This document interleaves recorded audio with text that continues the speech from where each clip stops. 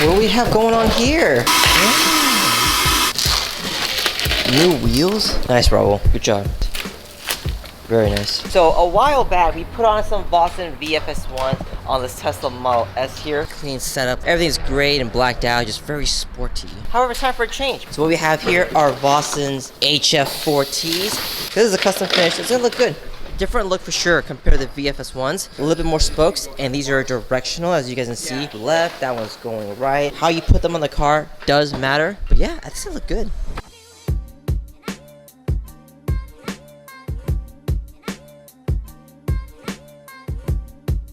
Ooh, wow. Okay, so the HF4T is really interesting because there's a lot of spokes. It's not a wheel that any car can pull off. You have to have like the right silhouette, the right design for it to look really good. Model S is one of those cars. Like, this looks really nice, especially since the car is lowered. It helps a lot. It fills in the wheel gap. I always like directional wheels on Teslas just because I know some of the OEM wheels come that way, so it's kind of like a homage to that. I like the color scheme, and I like the multi-spoke design on the S. The S has really clean body lines, and the wheel just brings a lot more details back to the whole setup. Is this where you actually do your audio?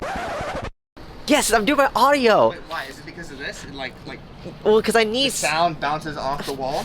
Yeah. Like that? We gotta tell Ted to get you a one of those soundproof rooms. I'm gonna start letting them out the soundproof wall. Where was I? Yeah, car looks good. Car looks good.